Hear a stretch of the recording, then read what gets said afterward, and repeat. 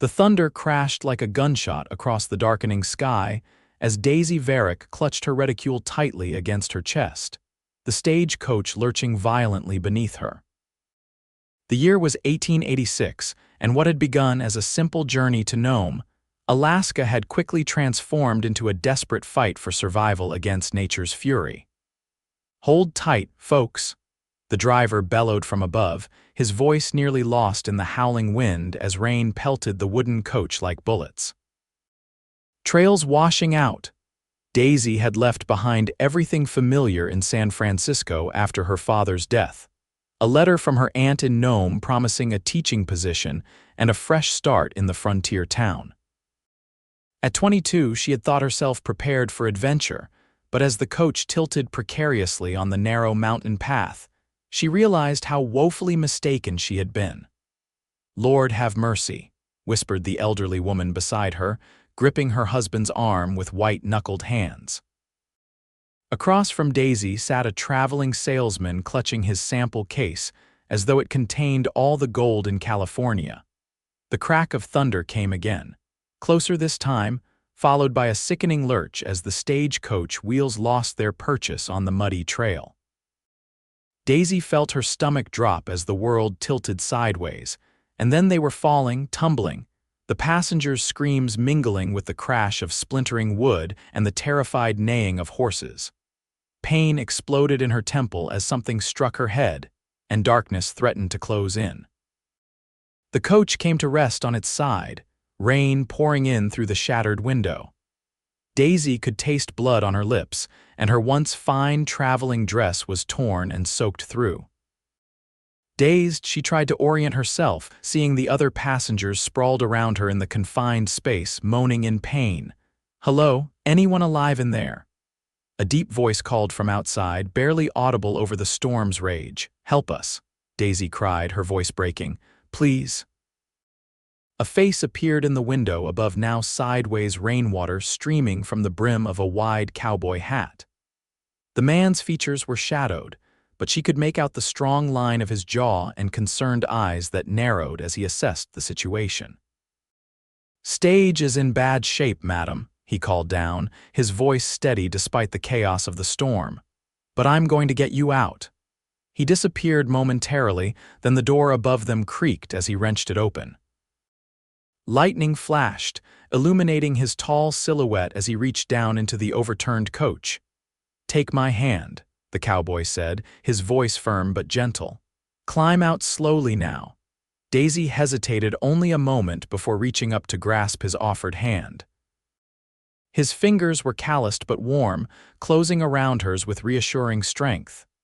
Their eyes met briefly as lightning flashed again. His were a startling blue beneath the shadow of his hat. "I've got you," he said, and something in his tone made her believe him completely. With surprising gentleness, he helped Daisy maneuver through the broken door, careful of the splintered wood and shattered glass. The rain lashed at her face as she emerged into the full fury of the storm, her soaked clothes clinging to her shivering frame. The cowboy's strong arms steadied her as her feet touched solid ground, though solid was a generous term for the muddy, treacherous mountainside.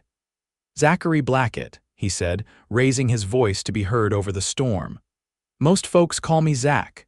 "Daisy Varick," she replied, teeth chattering. "Thank you, Mr. Blackett." "No time for formalities, Miss Varick," he said, turning back to the coach. "Got more folks to save." Together, they helped the elderly couple and the salesman from the wreckage. The driver and another passenger had been thrown clear but were injured. In the flickering light of Zach's storm lantern, Daisy could see blood on the driver's face, and the other man cradled his arm at an unnatural angle. "My cabin's about a mile through those trees," Zach shouted over another crash of thunder, pointing to a dense stand of pines. "Can't stay here, trails washing away, and this hillside's not stable." "The horses?" Daisy asked, looking to where two of the 4-horse team stood trembling, still partially harnessed to the wreckage. "I'll come back for them once you're safe," Zach said, then turned to address the group. "Everyone who can walk, help someone who can't. Stay close, visibility's poor and getting worse." As if to underscore his point, lightning struck a nearby tree, splitting it with a deafening crack.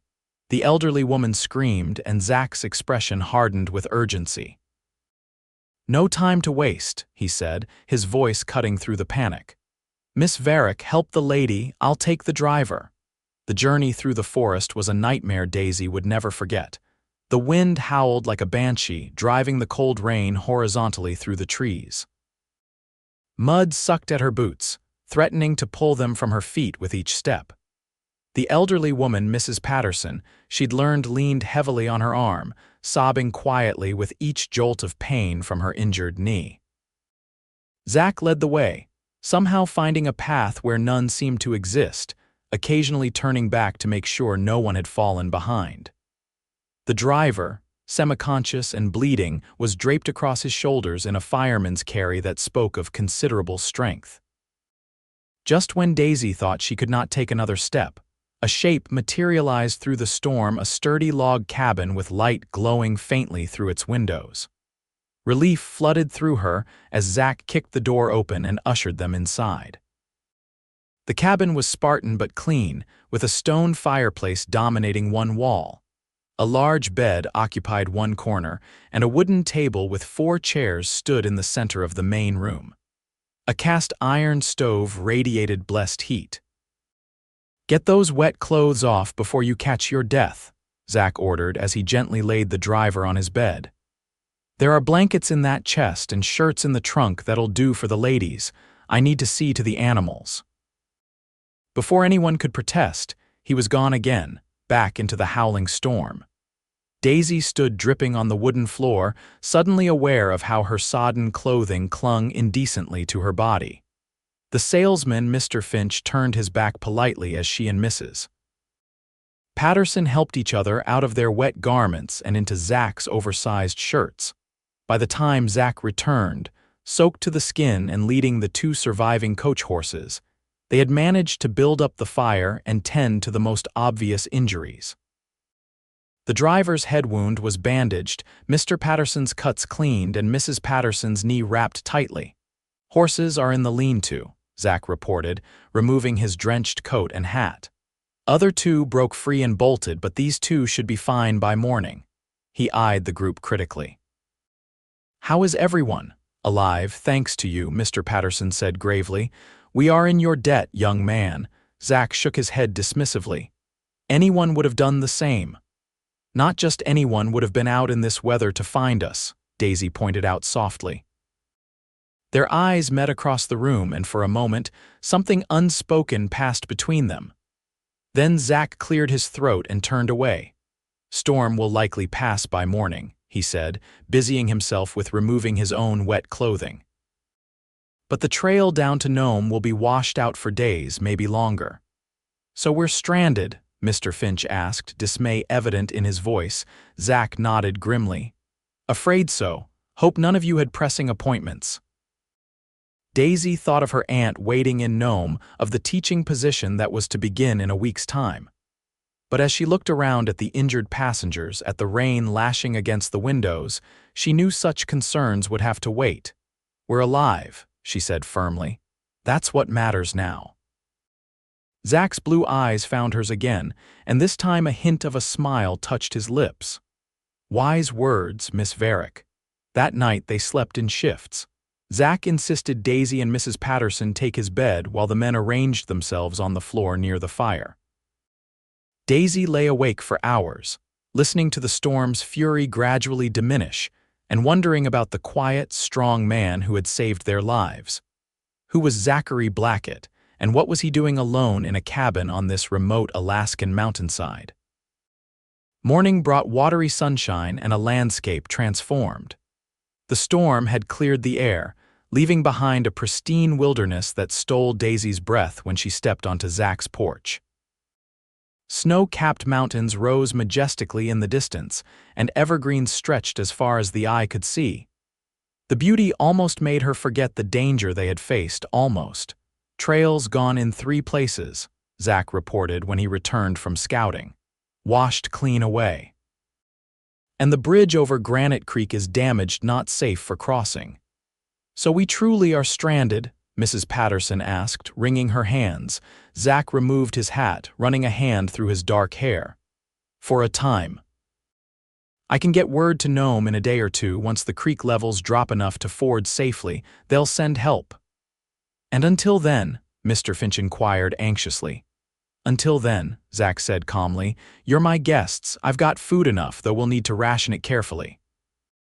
And there's work to be done, always is. In the days that followed, they settled into an unlikely routine. The driver, Sam Wilson, recovered enough to sit up and direct repairs to the stagecoach, which Zach and Mr. Patterson had managed to right and drag closer to the cabin. Mr. Finch proved surprisingly adept at cooking, taking charge of their meager supplies with the precision of a military quartermaster. Mrs. Patterson, despite her injured knee, organized the cabin's interior, creating designated sleeping areas and establishing a laundry system.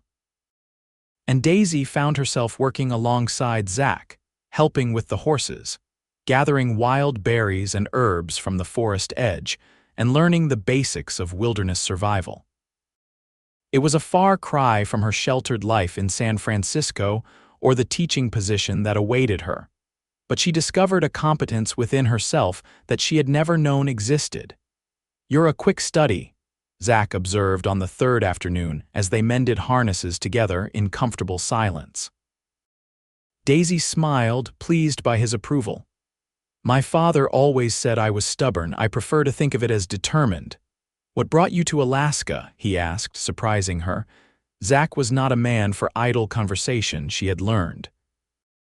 My aunt lives in Nome, she explained, focusing on the leather strap in her hands. After my father died last winter, there wasn't much left for me in San Francisco. Aunt Margaret wrote that the town needs a schoolteacher, and I have some experience teaching at the ladies' seminary where I studied. Zach nodded, his strong hands working the leather with practiced ease. Nome's growing fast. Gold draws folks from all over, even if most never find more than enough to break even. And you, Daisy ventured, what brought you to this mountain? A shadow crossed his face, and for a moment she thought he wouldn't answer. Then he sighed, setting down his work. War, he said simply. After Appomattox, I couldn't go home to Texas. Too many ghosts. Drifted west, then north. Found I liked the quiet up here. He met her eyes. Found I needed it. The rawness in his voice touched something in Daisy. You fought for the Confederacy, he nodded once, tension evident in his jaw. I was 16 when I enlisted. Thought I was fighting for home and honor, learned quick enough that war has precious little of either. His hands resumed their work. That's all long past now. But Daisy sensed it wasn't that the war still lived in him somehow, shaping the solitary man he'd become. Before she could respond, a shout came from outside. Riders coming, Mr. Patterson called from his lookout by the porch. Zach was on his feet instantly, reaching for the rifle that never strayed far from his side. Daisy followed him outside, shading her eyes against the afternoon sun. 3 horsemen approached along the narrow trail, leading 2 pack mules. As they drew closer, Daisy could make out the badge on the lead rider's chest. Marshal Bennett, Zach said, lowering his rifle slightly but not entirely. Didn't expect to see the law this far from town. The marshal, a weathered man with a salt and pepper beard, dismounted with a grunt. Blackett heard there was a stage accident up this way, came to see about survivors. His sharp eyes took in the group gathered on the porch. Looks like you found them first. Happened right below my place, Zach confirmed. Everyone made it, though Wilson's got a bad head injury and Mrs. Patterson's knee is troubling her. Marshal Bennett nodded, turning to his companions. Doc, see to the injured. Jackson, help with those pack mules, brought supplies, figuring folks might need them. The doctor, a surprisingly young man with spectacles, hurried to examine Sam Wilson while the deputy began unloading provisions from the mules. Town's been worried, the marshal continued, accepting a cup of coffee from Mr. Finch. Stage is 3 days overdue. Miss Varick's aunt has been particularly concerned apparently. She's some kind of friend to the territorial governor. Daisy felt heat rise in her cheeks as all eyes turned to her. Aunt Margaret may have. exaggerated our connection to Governor Swineford. They served on a charity committee together in Juneau. Zach's mouth twitched in what might have been amusement. Well, it got the marshal moving, so I won't complain. Marshal Bennett cleared his throat. Trail down to Nome won't be passable for wagons for at least a week, maybe 2. But we can get the injured back to town on horseback tomorrow if they're up to the ride. What about my stagecoach? Sam Wilson asked from the doorway, leaning heavily on the doctor's arm. Have to wait until the trail's repaired, the marshal said bluntly. Company's already sent word they're sending a replacement stage up from Juneau. You just focus on healing that head. That evening, the cabin was more crowded than ever, but spirits were high. The provisions from Nome included fresh bread, salted pork, and even a bottle of whiskey that made its way around the room in carefully measured portions. The marshal shared news from town: a new gold strike 15 miles east, a wedding planned for the mayor's daughter, political rumblings from Washington about Alaska's future. Daisy found herself sitting beside Zach on the porch steps, both of them seeking a moment's respite from the crowded cabin. The night was clear, stars glittering like diamonds on black velvet, the air crisp with the promise of the approaching autumn. You'll be able to start your teaching position almost on schedule, Zach commented, breaking their comfortable silence. Daisy nodded, surprised to find the prospect less exciting than it had been a week ago. Yes, I suppose I will. Nome's a good town, Zach continued. Growing fast, but good people for the most part. You'll do well there. And you'll return to your solitude, she said softly, not quite a question. He was quiet for so long that she thought he might not answer.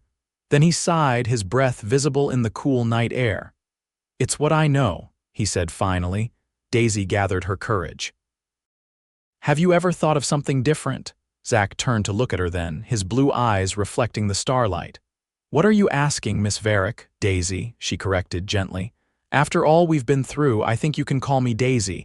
A smile touched his lips. Daisy, then. I'm asking if you're happy here, alone on your mountain. His expression grew serious again. Happy is a big word. I'm at peace most days.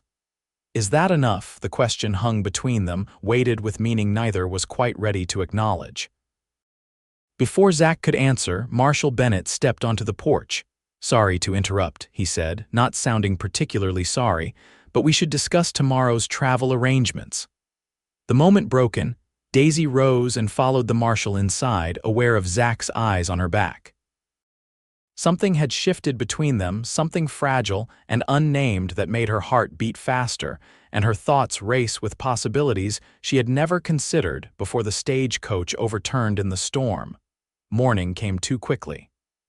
The doctor deemed Sam Wilson and Mrs. Patterson fit to travel, though both would need to ride double with the marshal and his deputy. Mr. Finch elected to accompany them, anxious to reach Nome and salvage what business he could. Mr. Patterson, however, surprised everyone with his announcement. I'll stay and help repair the stagecoach, he declared firmly. Been a wheelwright in my younger days. Besides, my Martha needs to get to a proper bed, but I'm still spry enough to make myself useful here. Zach looked taken aback but nodded his acceptance. Your help would be welcome, Mr. Patterson. Daisy stood with her small valise, uncertainty gripping her for the first time since the accident. She should go. Her aunt was worried, her position waiting. Yet the thought of leaving the mountain, of leaving Zach, filled her with a strange reluctance. Miss Varick, Marshal Bennett prompted, we should get moving if we're to make it to the creek crossing by midday. She looked at Zach, hoping for what? A word, a sign. But his expression was carefully neutral as he helped the others mount. Mr. Blackett, she began, not knowing what she intended to say. Safe travels, Miss Varick, he said formally, touching the brim of his hat. Give my regards to your aunt. Disappointment washed through her as the deputy helped her mount behind him. Whatever connection she had imagined between them had clearly been one-sided, a product of extreme circumstances and nothing more. As they rode away, Daisy looked back once. Zach stood watching them, a solitary figure against the vast wilderness, one hand raised in farewell. Then the trail curved, and he was lost from sight. The journey to Nome was arduous despite the marshal's careful planning. The damaged trail required frequent detours, and twice they had to dismount and lead the horses through particularly treacherous sections. Daisy's thoughts kept returning to the cabin on the mountainside and its solitary inhabitant, wondering what might have been if she'd found the courage to speak her heart. By late afternoon, the frontier town of Nome came into view, a sprawling collection of wooden buildings nestled between the hills and the distant shimmer of the Norton Sound. Despite its remote location, Nome bustled with activity.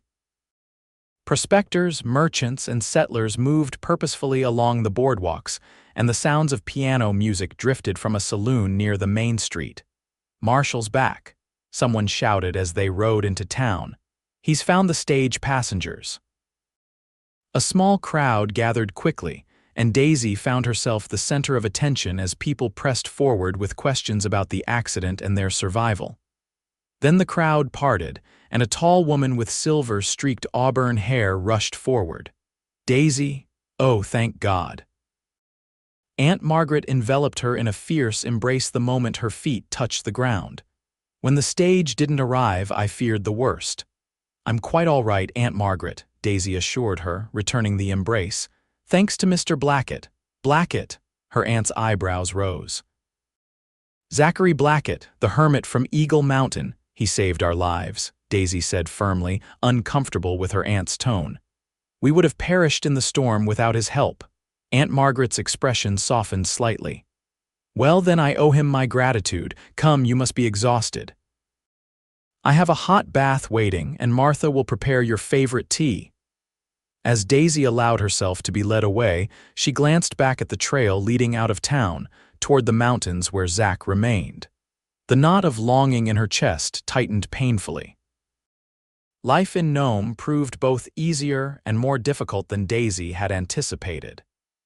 Easier because the frontier town welcomed her warmly, especially once her connection to the stagecoach accident became known.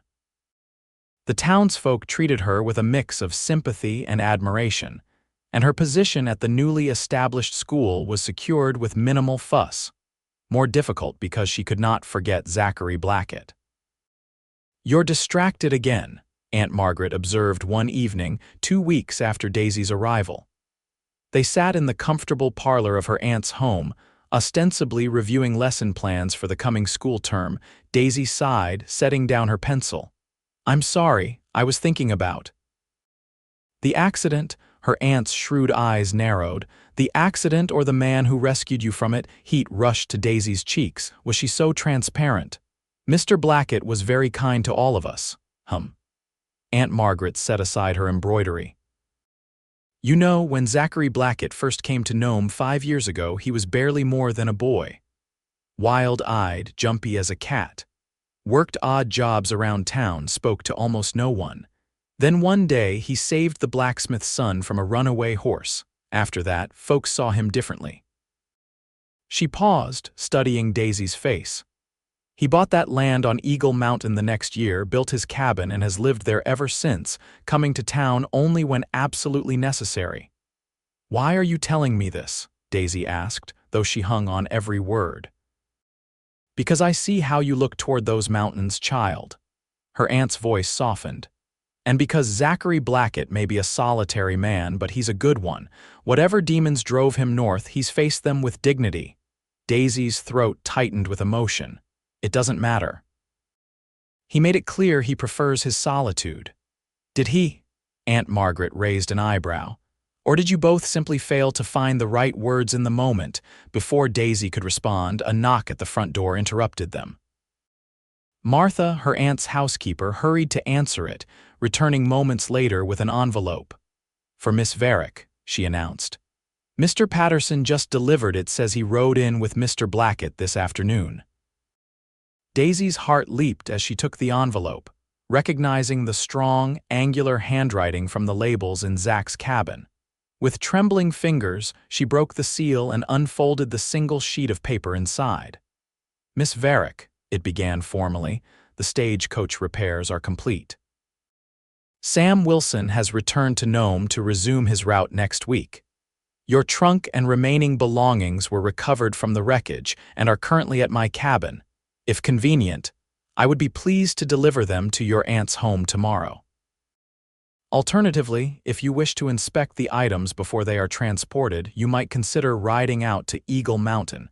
Patterson has agreed to guide you, should you choose the latter option. Your servant, Z. Blackett. Daisy read the note twice, her pulse quickening.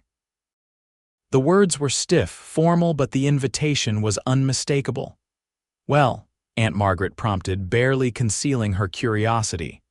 My trunk has been recovered, Daisy said carefully. Mr. Blackett offers to bring it to town, or I could ride out to inspect it first. A knowing smile spread across her aunt's face. How fortunate. I was just thinking you should take a day away from lesson planning. The fresh air would do you good. Daisy hesitated only a moment before making her decision. I'll need to borrow your mare if I may. Of course, dear. Aunt Margaret's eyes twinkled. Martha, please inform Mr. Patterson that my niece will be ready to depart at first light. That night, Daisy barely slept, her mind filled with anticipation and uncertainty. What did Zach's invitation truly mean? Was it merely a practical matter of returning her belongings, or was there more to it? And what did she hope to find when she reached his cabin on Eagle Mountain?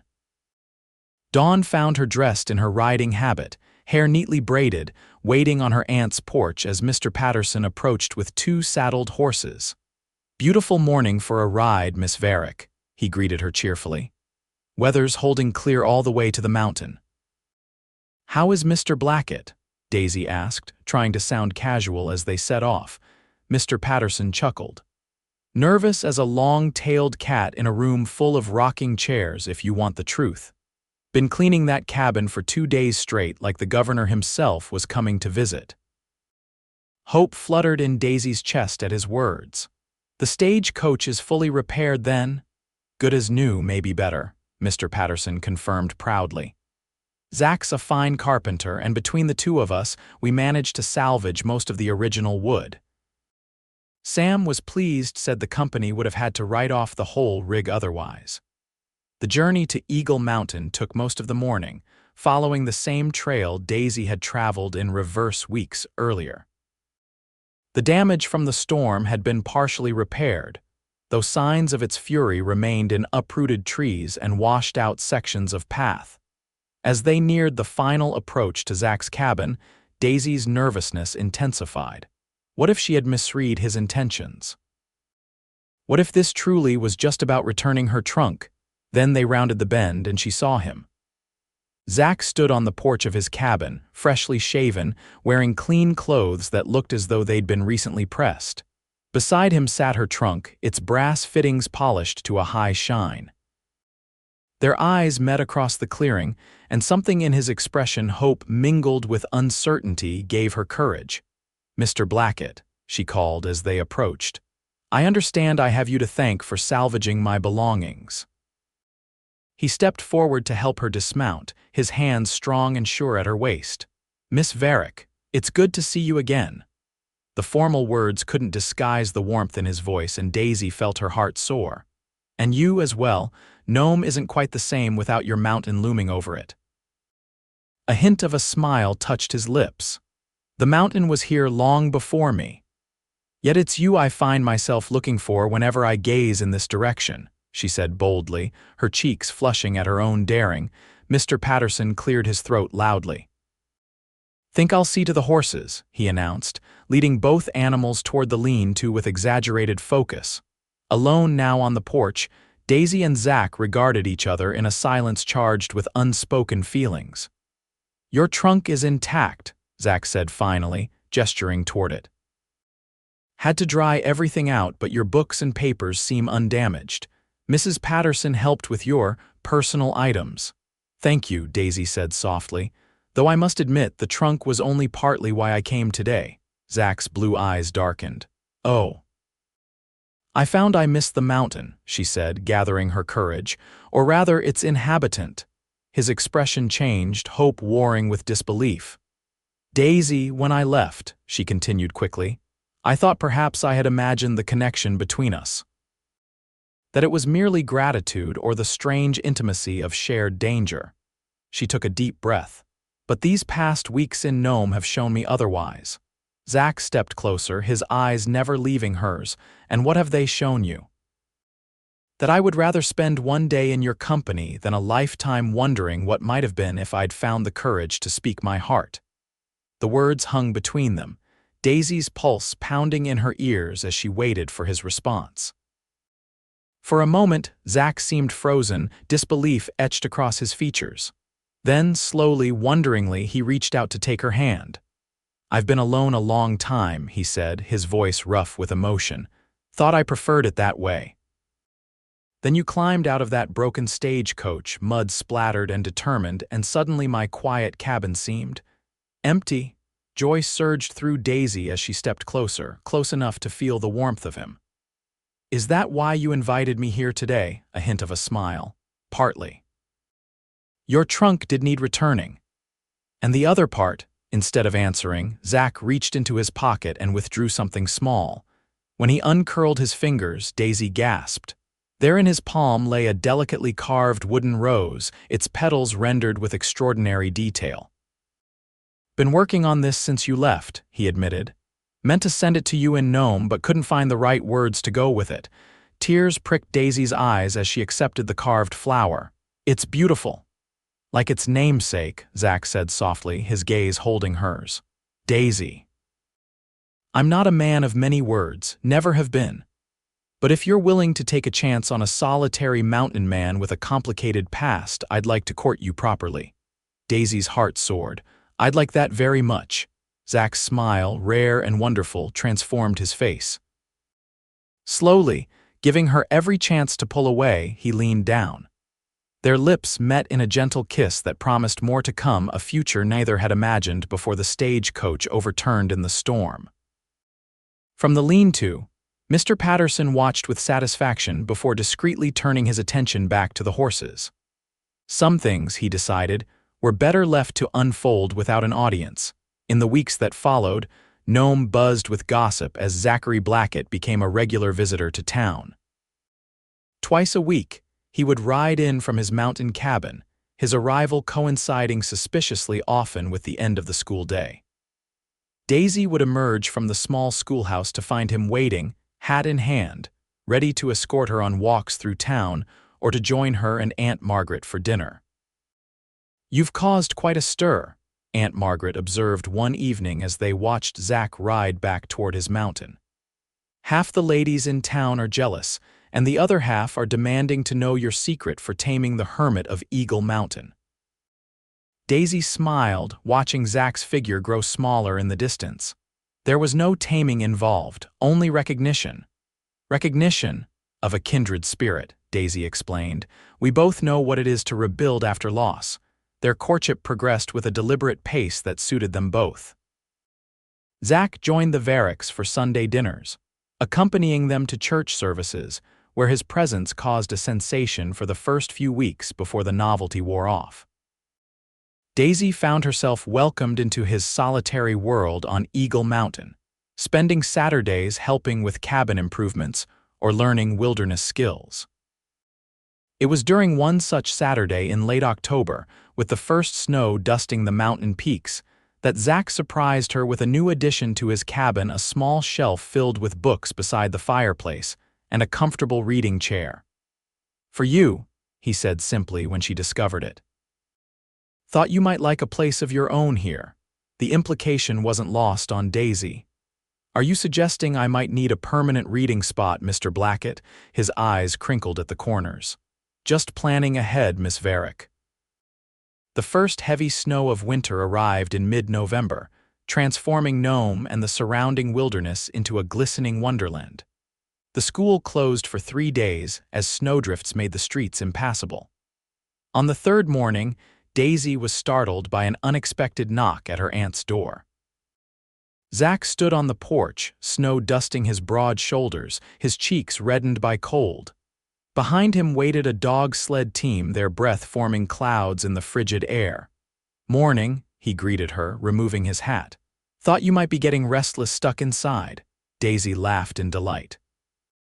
You brought a dog sled team, borrowed from Sam Wilson, Zach admitted. Figured you might enjoy seeing the winter landscape from a different perspective. If your aunt approves, of course, he added, nodding respectfully to Margaret, who had appeared behind her niece. Bundle up properly, was all Aunt Margaret said, her eyes twinkling. And be home before dark.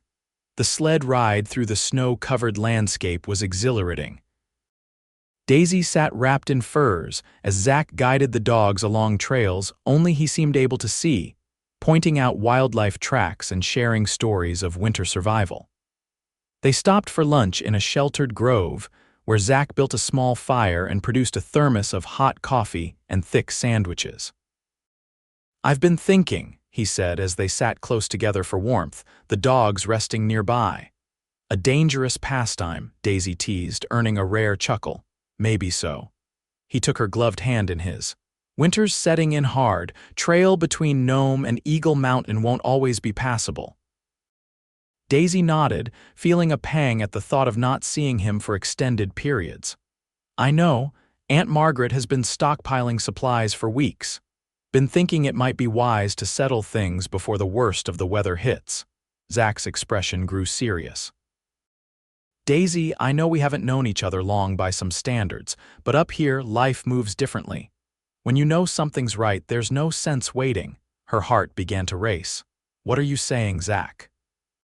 He reached into his coat and withdrew a small wooden box, carved with the same skill as the rose he'd given her. Saying I love you. Saying I want to build a life with you, whether that's on the mountain in Nome or somewhere in between. Tears welled in Daisy's eyes as he opened the box to reveal a simple gold band set with a small but perfect diamond. Belonged to my mother, he explained softly. Only thing I kept when I left Texas. Been waiting for the right woman to wear it. Zach, she whispered, overcome. Daisy Varick, would you do me the honor of becoming my wife? His voice was steady, but she could see the vulnerability in his eyes, the fear of rejection that lingered despite everything they'd shared. Yes, she said without hesitation, joy bursting through her like sunlight. Yes, Zachary Blackett, I will marry you. His smile as he slipped the ring onto her finger was like the breaking of dawn after the longest night. When he kissed her, Daisy knew with absolute certainty that the stagecoach accident had been the luckiest misfortune of her life. The news of their engagement spread through Nome like wildfire. Most reactions were positive. The townsfolk had grown fond of the schoolteacher and had developed a newfound respect for the mountain man who now ventured regularly into their midst. A few raised eyebrows at the speed of the courtship, but Aunt Margaret silenced such concerns with a pointed reminder that frontier life often moved at its own pace. Spring wedding, she suggested as they discussed plans that evening. Zach and Daisy exchanged glances.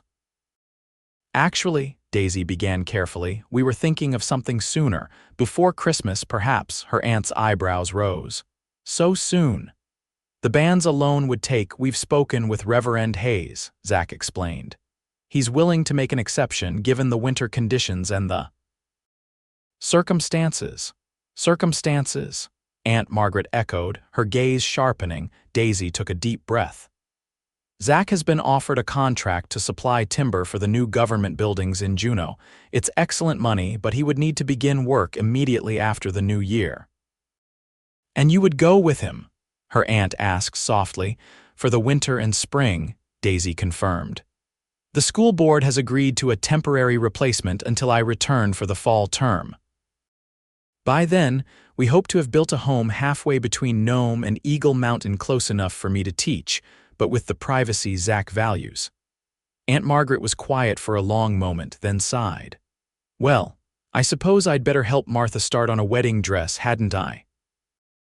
They were married 2 weeks later in Nome's small church, decorated with evergreen boughs and the few hothouse flowers that could be procured at such a remote location in winter. Daisy wore a cream-colored dress that had once been her mother's, carefully altered by Aunt Margaret and Martha. Zach, almost unrecognizable in a new suit, stood tall and proud at the altar, his blue eyes never leaving her as she walked down the aisle on Mr. Patterson's arm. "Dearly beloved," Reverend Hayes began, his voice carrying through the packed church, "we are gathered here today to witness the union of two souls brought together by providence and perseverance." Daisy barely heard the familiar words, lost in the wonder of the moment and the man before her. When they exchanged vows, Zach's strong voice never wavered, and the ring, a simple gold band to match her engagement ring, slid onto her finger as though it had always belonged there. "I now pronounce you husband and wife," the Reverend declared. "What God has joined together, let no man put asunder." Their first kiss as a married couple was brief but tender, mindful of the audience. The celebration afterward at the Nome Hotel was boisterous, with seemingly the entire town turning out to wish them well. Sam Wilson, fully recovered from his injuries, proposed the first toast, recounting with dramatic flair the stagecoach accident that had brought them together. "To the storm," he concluded, raising his glass, "may have wrecked my stage, but it sure did right by these two." Laughter and cheers followed as the guests drank to the unlikely beginning of Zach and Daisy's romance. Later that night, as they made their way to the small cabin Zach had rented in town for their wedding night, snow began to fall again, soft, silent flakes that transformed the world around them. "Reminds me of when we met," Daisy said softly, tucking her hand into the crook of his arm. Zach smiled down at her, his expression tender in a way few ever saw. "Difference is, this time we're walking into the storm together." Their life together began as Alaska's harsh winter settled in fully. After a brief honeymoon in Nome, they traveled to Juneau for Zach's timber contract, establishing a temporary home in a snug cabin near the work site. Daisy found herself adapting readily to the rhythms of their life together, rising early, preparing meals, and often accompanying Zach to the timber camp, where she quickly won over the rough workers with her practical nature and genuine interest in their work. In the evenings, they would sit before the fire, Daisy reading aloud from one of her books while Zach carved increasingly intricate wooden pieces. Sometimes they simply talked, sharing stories from their lives before they met Zach's childhood in Texas, Daisy's schooling in San Francisco, the paths that had led them to that fateful mountain road in Alaska. "You ever miss Texas?" Daisy asked one night as they lay together in the darkness. Zach was quiet for a moment, his fingers tracing patterns on her arm. "Miss what it was before the war, the ranch, my parents, the simplicity of it," he sighed. "But that place doesn't exist anymore except in memory. Would you want to visit someday, show me where you grew up?" He tensed slightly, then relaxed. "Maybe, someday, but Alaska is home now." He pulled her closer. "You're home." Spring arrived with a suddenness that still surprised Daisy. One day the world was locked in winter's grip, the next, green shoots pushed through melting snow and birdsong filled the air. With the timber contract successfully completed, they prepared to return to Nome, where construction would begin on their new home.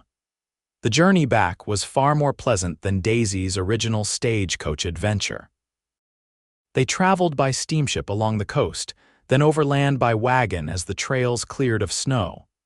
Everywhere the landscape was transforming, bursting with the vibrant energy of the northern spring. "Nervous?" Zach asked as Nome came into view, knowing she would soon resume her teaching duties.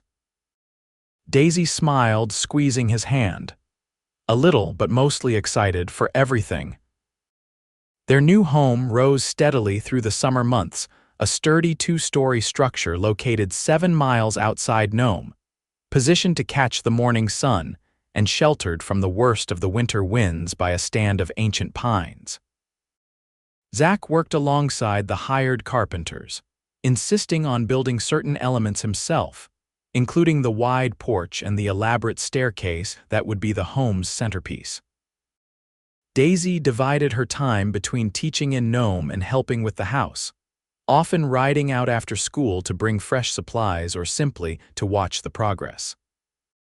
Aunt Margaret, who had initially worried about her niece's isolated living situation, became an enthusiastic visitor to the construction site, offering opinions on everything from window placement to kitchen layout.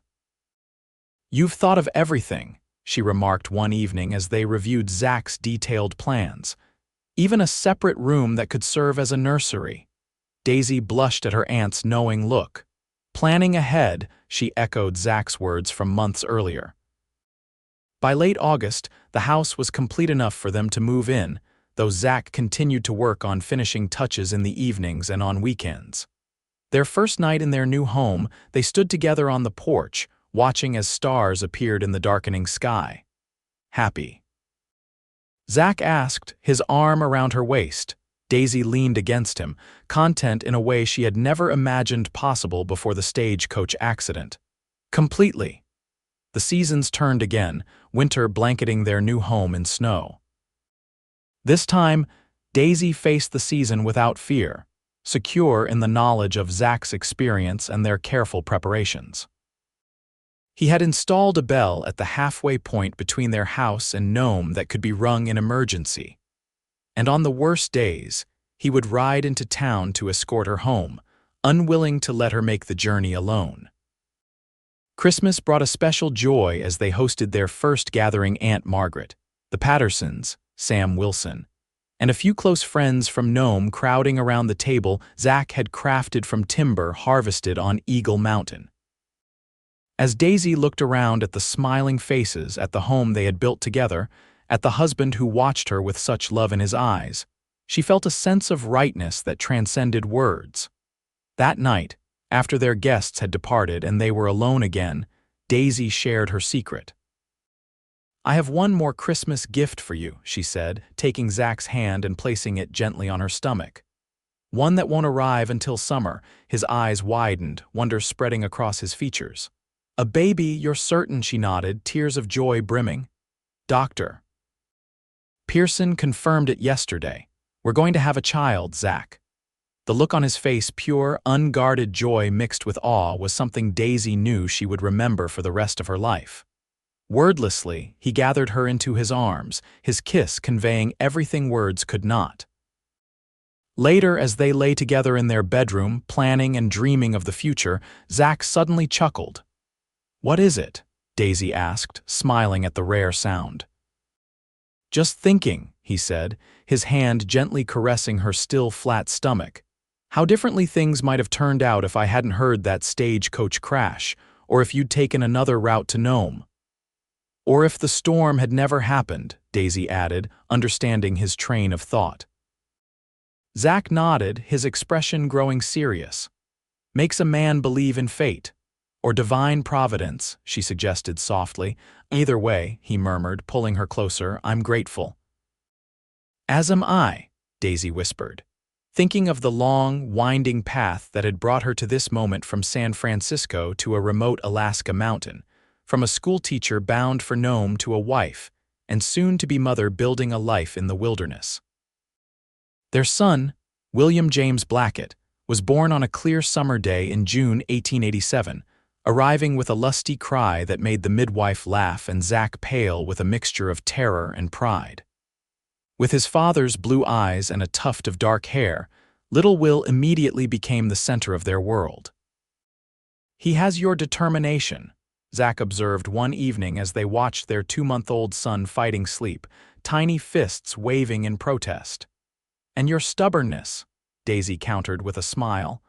Life settled into new rhythms as they adjusted to parenthood. Daisy took a temporary leave from teaching, focusing on their home and child through his early months. Zach expanded his business, establishing a small sawmill operation that employed 4 men from Nome and supplied lumber throughout the territory. Their home became a gathering place not just for their friends, but for travelers making their way to and from Nome who had heard of the Blackett homestead's hospitality. "Never thought I'd see the day," Sam Wilson remarked during one such gathering. "Zachary Blackett, social butterfly." Zach grimaced at the teasing, but there was no real discomfort behind it. The solitary mountain man remained in some ways he still valued quiet and often spent days alone in the wilderness, but he had found a balance that brought him contentment.